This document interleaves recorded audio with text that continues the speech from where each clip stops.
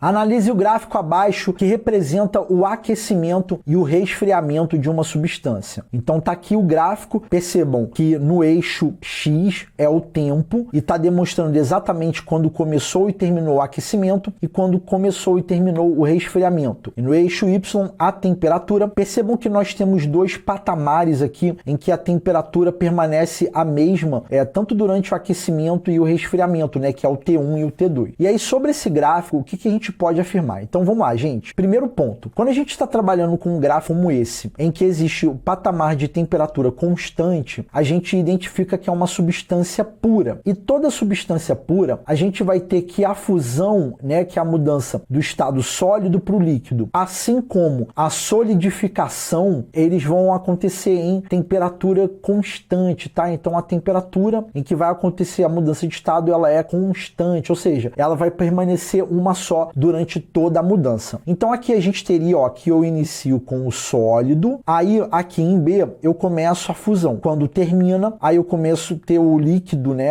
aqui aumentando de temperatura, até aqui em T2 iniciar a ebulição, então vou ter líquido mais gasoso, aí depois eu vou ter apenas o gás, então vou estar aumentando, aí chega aqui, eu começo a diminuir a temperatura desse gás, e aí vai chegar uma hora que novamente, ó, vai acontecer a temperatura ficar constante, e aí eu esqueci de anotar aqui, mas em uma substância pura, a ebulição e a liquefação, elas vão acontecer em temperatura constante, beleza? Ela vai ter ali a temperatura constante, em uma temperatura ela vai acontecer toda a mudança de estado físico, então vai permanecer constante, então aqui eu vou ter gás mais líquido até que toda a mudança aconteça. Quando a mudança terminou, aí eu vou ter apenas o estado líquido, aí vai chegar um momento que vai acontecer a solidificação, tá? Então a substância do estado líquido vai começar a passar para o estado sólido e depois vou ter apenas o sólido, tá bom? Então é basicamente isso daqui. Normalmente a gente trabalha mais com o gráfico de aquecimento, mas aqui colocou os dois e não é difícil de ver que o T1 é onde acontece tanto a fusão quanto a solidificação, né, desse lado aqui, e aqui a gente vai ter a ebulição e aqui a liquefação, né, ou condensação também a gente poderia ter, tá? Enfim, então vamos lá. Aí ele diz na letra A que em A e J há sistemas bifásicos. Vamos lá. Em A e J tem sistema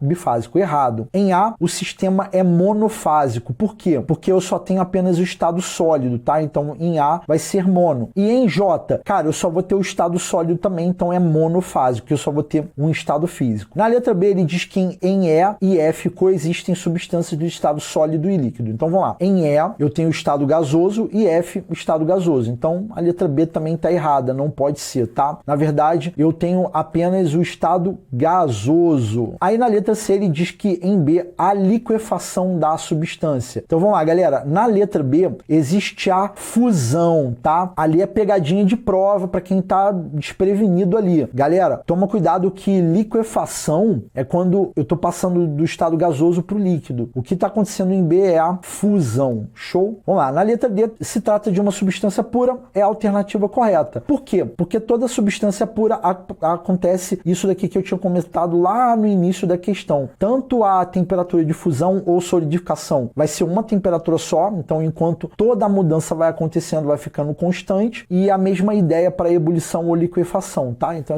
a substância que está sendo apresentada ela é classificada como pura, ou seja, não é uma mistura. Aí ele diz que na letra E, entre T1 e T2 coexistem 3 estados físicos. Então, entre T1 e T2, que vai ser esse ponto aqui, eu só vou ter o estado líquido, independente se eu estiver aumentando ou diminuindo a temperatura, eu só vou ter o estado líquido, tá? Então, na verdade, eu só vou ter apenas um estado físico. Show de bola? Bom, então é isso, galera. Questão aí de número 47, alternativa D, vem ser a correta.